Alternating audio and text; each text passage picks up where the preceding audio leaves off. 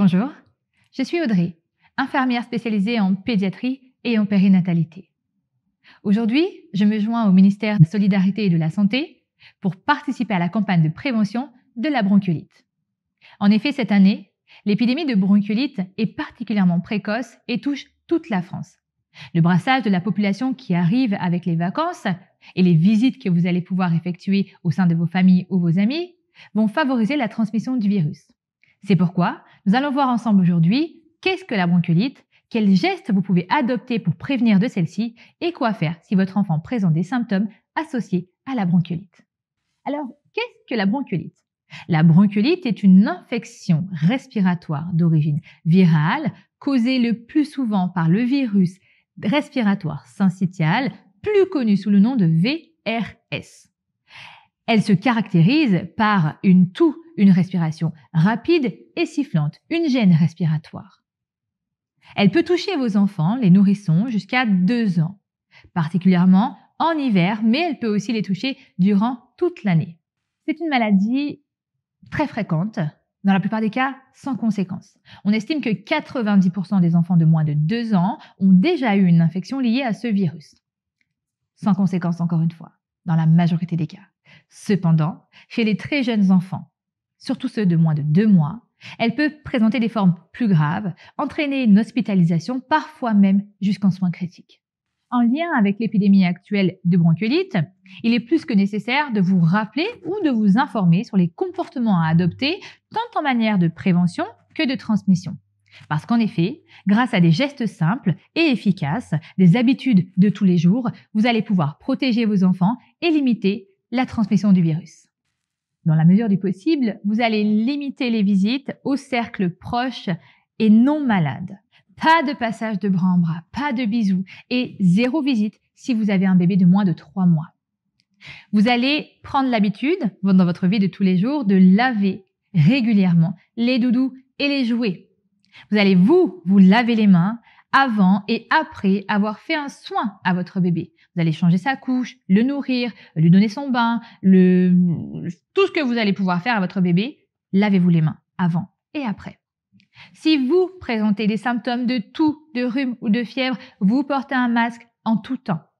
Si un des enfants de la fratrie est malade, surtout en phase aiguë, dans la mesure du possible, essayez de l'isoler et de surtout pas le mettre en contact avec votre jeune bébé. Idéalement, et dans la mesure du possible, on essaye d'éviter les lieux très fréquentés, les transports en commun, les restaurants, les réunions de famille, les supermarchés, les centres commerciaux. Même si je sais que c'est tentant cette période d'aller se balader en famille, on ne fréquente pas ces lieux, surtout si on a un enfant très jeune ou de moins de 2 ans. On aère le lieu de vie de l'enfant de façon régulière et surtout la chambre où il dort. On essaye d'être à jour dans ces vaccinations en tant qu'adulte, surtout concernant la coqueluche et la grippe, et on vérifie aussi le carnet de santé de son enfant, que tous ces vaccins soient bien à jour.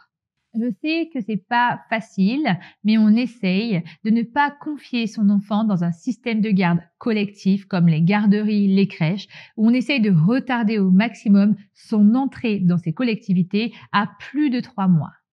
Si votre enfant a une bronchiolite, retenez que dans la plupart des cas, c'est une infection bénigne.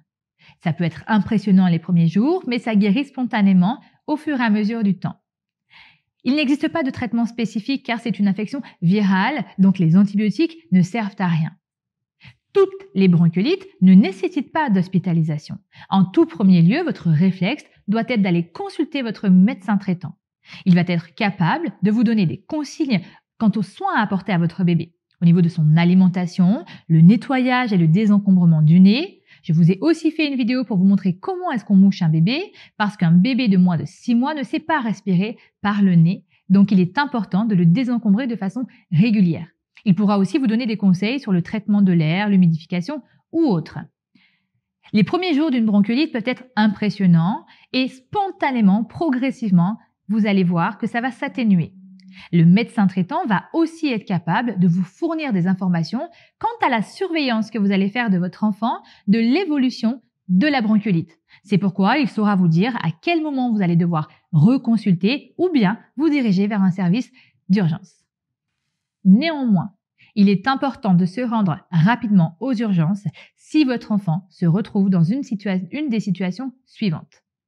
1. Votre enfant est âgé de moins de 6 semaines. 2. Votre enfant est un ancien prématuré âgé de moins de 3 mois. 3. Votre enfant a une pathologie cardiaque ou respiratoire déjà identifiée. 4.